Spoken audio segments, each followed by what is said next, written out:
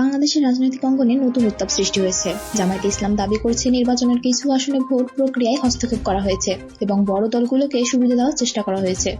বৃহস্পতিবার ৫ই মার্চ মগবাজারে দলের কেন্দ্রীয় কার্যালয়ে সংবাদ সম্মেলনে এই অভিযোগ তুলে ধরেন জামায়াতের নায়েবে আমির ডক্টর সৈয়দ আব্দুল্লাহ মোহাম্মদ তাহের।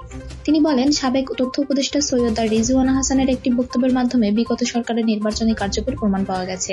একই সঙ্গে সাবেক নিরাপত্তা উপদেষ্টা খলিলুর রহমান, যিনি বর্তমানে পররাষ্ট্রমন্ত্রী হিসেবে দায়িত্ব পালন করেছেন, বিএনপিকে ক্ষমতায় আনতে অন্তর্বর্তীকালীন সরকারের ভেতরে থেকে নানা ষড়যন্ত্র করেছেন। ডক্টর তাহের আরও জানান, সাবেক এই উপদেষ্টারা জাতির সুষ্ঠু নির্বাচনের আকাঙ্ক্ষাকে ভণ্ডুল করে দিয়েছেন। ভোট ও গণভোটের মাধ্যমে জনগণ যে সংস্কারের পক্ষে রায় দিয়েছে, বর্তমান সরকার সেই প্রক্রিয়া থেকে সরে এসে নানাভাবে জনগণের স্বার্থের বিরুদ্ধে অবস্থান নিয়েছে। এটি সরকারের স্পষ্ট ব্যর্থতার প্রমাণ, যা দেশের আইন শৃঙ্খলা পরিস্থিতিতেও প্রভাব ফেলেছে।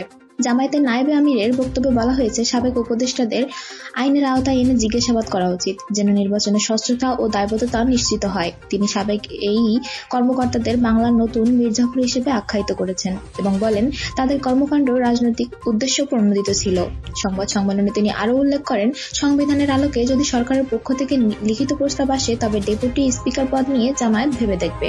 জামায়াতে ইসলামী সাবেক উপদেষ্টার বিরুদ্ধে তীব্র অভিযোগ তুলেছে, যা দেশের রাজনৈতিক প্রেক্ষাপট নতুন বিতর্ক সৃষ্টি করেছে। এই বিষয়টি নির্বাচনের স্বচ্ছতা, আইন ও রাজনৈতিক দায়বদ্ধতা নিয়ে গভীর আলোচনা চালু রাখবে। জনগণ ও রাজনৈতিক পর্যবেক্ষকরা এখন দেখছেন এই বিতর্ক ভবিষ্যতে নির্বাচনের পরিবেশে কি ধরনের প্রভাব ফেলবে।